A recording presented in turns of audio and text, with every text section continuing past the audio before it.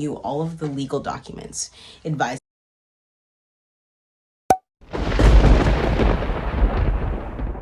All right, it's me, Ashley. I'm back. Episode 3. Man, this question I came up with from yesterday, okay? So I don't really have a shout out here, but the question is, what are real estate services? Take each one separately. So like buying and selling, okay? So for the buyers, real estate services, it's like showing the property. It's contacting the listing agent and scheduling the appointments. It's getting you all of the legal documents, advising you on the contract, advising you on your statutory rights, advising you on contract terms, negotiating, inspections, facilitating those, contact with escrow, contact with your lender, like all of these pieces to make sure that the real estate transaction goes smoothly. And I'll just make one kind of quick note, in a lot of cases the negotiation really starts before you even pick the property, right? When you're researching your agent, you want to check what's their reputation in the community, do they know other agents, how are they with the other agents, so for me, for example, when I'm trying to get a client a house, the negotiation starts before we tour it. Okay? The negotiation starts before we tour, before you even decide you like the house. And on the listing side, advising you on what to do to make your house saleable.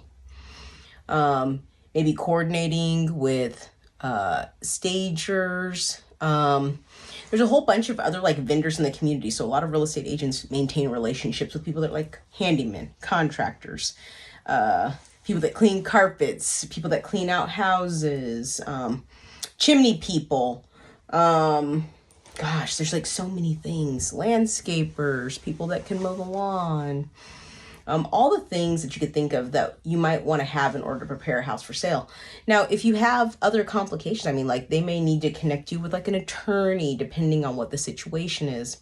And then, of course, they would have a relationship with whoever you decide to go with for escrow and title, and kind of coordinating the whole entire contract side. So there's sort of the before contract, or almost let me back it up. It's before listing, there's all this stuff that happens just to get the house ready to get it on the market. Photographer, painter, all the things that it takes to get it ready. A roofer, maybe even helping advise you on getting a hold of permitting or whatever is needed. Okay.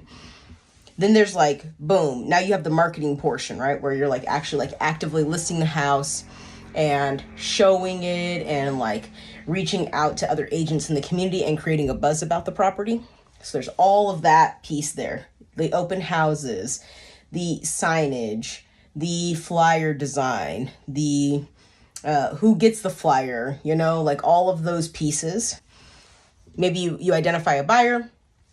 Then there's the communication with the buyer's agent, right? Could be negotiating the terms of the inspection and really helping you understand what your statutory rights are, what the contract terms mean for you, and getting you through that process.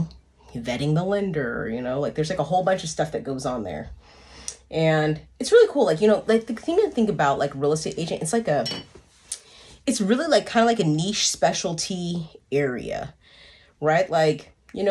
We are practicing a little bit of contract law, right? We have these state standard forms from the MLS, which is really nice.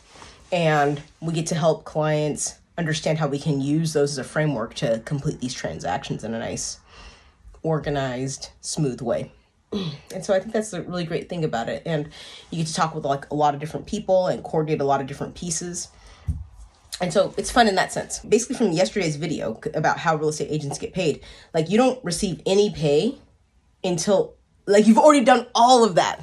Okay. So you list the house, maybe the house doesn't sell. You did all that prep. You helped them prep it. You had the meetings, you talked to them, you got it out, you coordinated with the photographer, you got the yard sign in there. You paid for the photos, you paid for the staging, maybe all this stuff. Okay.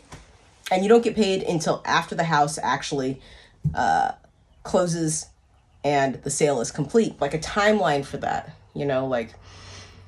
if the average days on market is 14 days, or maybe it's 3 weeks. Okay. Let's say it's 21 days.